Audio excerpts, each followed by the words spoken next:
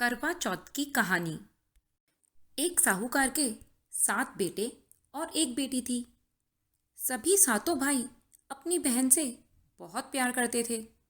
वे हमेशा उसे साथ में लेकर ही खाना खाया करते थे। कार्तिक मास की कृष्ण चौथ का दिन था। सभी भाई खाना खाने बैठे और अपनी बहन को भी खाने के लिए बुलाने लगे। लेकिन बहन बोली कि आज तो मेरा करवा चौथ का व्रत है, इसीलिए मैं चांद देखकर अर्घ्य देकर ही खाना खाऊंगी। भाइयों ने सोचा कि बहन भूखी रहेगी, कुछ तो उपाय करना चाहिए। तब एक भाई ने दिया लिया और एक भाई ने चलनी, और वे पास की एक पहाड़ी पर चढ़ गए। वहां उन्होंने दीपक जलाकर चलनी की ओट में रख दिया। दूर से देखने पर वह ऐसे लगा जैसे चौथ का चांद निकला हो। तब बाकी भाई अपनी बहन से आकर बोले कि बहन, चांद उगाया है, जाकर अर्घ दे ले। बहन ने भाभियों से बोला कि चलो भाभी, अर्घ दे लेते हैं। तब वे बोली कि बाई जी, यह चांद तो आपके लिए निकला है, हमारा चांद तो रात में निकलेगा। तब बहन ने अकेले ही चांद को अर्घ दे दिया और भाइयों के साथ खाना खाने बैठ गई। पहला कौर मुंह में डालते ही उसे छींक आई। दूसरा कौर डाला तो उसमें बाल निकला। जैसे ही तीसरा कौर मुंह में डालने लगी तो ससुराल से बुलावा आ गया कि जमाई राजा बहुत बीमार हैं, बहू को जल्दी भेजो। माँ ने बेटी के लिए कपड़े निकालने के लिए बक्सा खोला तो सफ़ेद साड़ी हाथ आई। माँ ने 3 बार बक्सा खोला, तीनों बार सफ़ेद साड़ी ही हाथ आई।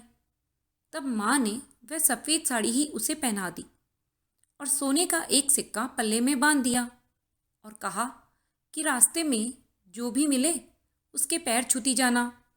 जो भी तुझे अमर सुहाग का आशीष देवे उसको यह सोने का सिक्का दे देना और पल्ले के गांठ बांध लेना। रास्ते में सब औरतों ने भाइयों का सुख देखना यही आशीष दिया। किसी ने भी सुहाग का आशीष दिया ही नहीं। ससुराल पहुंची तो दरवाजे पर छोटी ननद खड़ी थी। उसके पैर छूने लगी तो वह बोली, सील हो, सपूती हो, 7 पूतों की माँ हो, मेरे भाई का सुख देख। यह सुनते ही उसने जल्दी से सोने का सिक्का निकाला और उसे दे दिया और पल्ले के गांठ बांध ली। अंदर गई तो सास ने सीधे ऊपर जाने को बोला।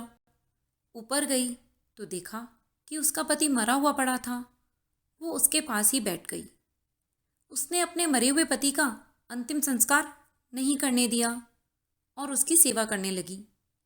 सास रोज बची कुची ठंडी बासी रोटी दासी के हाथ भेज देती और कहती, जा मुर्दा सेवनी को रोटी दे आ। 1 महीने के बाद मिंगसर की चौथ आई और बोली, करवा ले ओ करवा ले, भाइयों की प्यारी करवा ले। तब वह रोने लगी और बोली, हे चौथ माता, मुझसे जो गलती हो गई है आप उसके लिए मुझे माफ़ कर दें, मुझे मेरा सुहाग वापस लौटा दें। तब चौथ माता बोली कि अगले माह पोस की चौथ आएगी, वो मुझसे बड़ी हैं, वो तुझे सुहाग देंगी। इसी तरह सारे महीने की चौथ आती गई और सब यही कहती गई कि मुझसे बड़ी चौथ आएगी, वो तुझे सुहाग देगी। 11वें महीने आसौच की चौथ आई। वह उससे बोली कि मेरे पैर पकड़ने से कुछ नहीं होगा, तुझ पर काती की चौथ नाराज है, तो उसके पैरों को मत छोड़ना, सिर्फ वही तुझे अमर सुहाग दे सकती है। 1 महीना और निकल गया। काती की चौथ आई और गुस्से से बोली, करवा ले ओ करवा ले, भाइयों की प्यारी करवा ले, दिन में चांद उगानी करवा ले, धनी बुखानी करवा ले, व्रत भांडनी करवा ले। तब साहूकार की बेटी ने चौथ माता के पैर पकड़ लिए और रोने लगी, हाथ जोड़कर विनती करने लगी। बोली, हे चौथ माता, मेरा सुहाग तो आपके हाथों में है और आपको मुझे वह वापस देना ही पड़ेगा। तब चौथ माता बोली कि पापिनी, हत्यारिनी, मेरे पैर क्यों पकड़ कर बैठी है, मेरे पैर छोड़ दे। तब वह याचना करने लगी। बोली कि आपको मेरी बिगड़ी तो बनानी ही पड़ेगी, आपको मुझे मेरा सुहाग लौटाना ही पड़ेगा। आप तो सारे जग की माता हैं, सबकी इच्छा पूरी करने वाली हैं, मुझे मेरी भूल के लिए माफ़ कर दें। तब चौथ माता खुश हो गई। उन्होंने आंखों में से काजल निकाला, नाखूनों में से मेहंदी और बिंदी में से रोली निकाली और चिटनी उंगली से उसके मरे हुए पति पर छींटा दिया। छींटा देते ही उसका पति बैठा हो गया और बोला कि आज तो बहुत सोया। तब वह पति से बोली कि आप सोए नहीं थे, मुझे तो आपको सेवते हुए 12 महीने हो गए और आज चौथ माता ने मुझे मेरा सुहाग वापस लौटाया है। तब पति बोला कि चौथ माता का उजड़ना करो। तभी उसकी सास ने दासी के हाथ रोटी भेजी। दासी ने दोनों को बातें करते सुना तो तुरंत जाकर सास को बताया। तब सास ऊपर आई और अपने बेटे को जीवित देखकर बहुत खुश हुई और पूछने लगी, यह सब कैसे हुआ? तब बहू बोली कि यह सब चौथ माता की कृपा है और सास के पैर छूने लगी। तब सास ने उसे गले से लगा लिया और सुहाग का बहुत आशीष दिया। फिर उसने धूमधाम से चौथ माता का उजड़ना किया, चौथ माता की कहानी सुनी, करवा मिंसा चूरमे का भोग लगाया। हे चौथ माता, जिस प्रकार साहूकार की बेटी को अमर सुहाग दिया, उसी प्रकार सभी को अमर सुहाग देना। कहने वालों की, सुनने वालों की, हुकारा भरने वालों की, सबकी मनोकामना पूर्ण करना। गणेश जी की कहानी। यह बात उस समय की है जब भगवान विष्णु की शादी लक्ष्मी जी से तय हुई थी। शादी की खूब तैयारियां की गई। चारों ओर खूब हर्षोल्लास का वातावरण था। सारे देवी देवताओं को बारात में चलने के लिए निमंत्रण दिए गए। सभी देवी देवता बारात में जाने के लिए समय से पहुंच गए।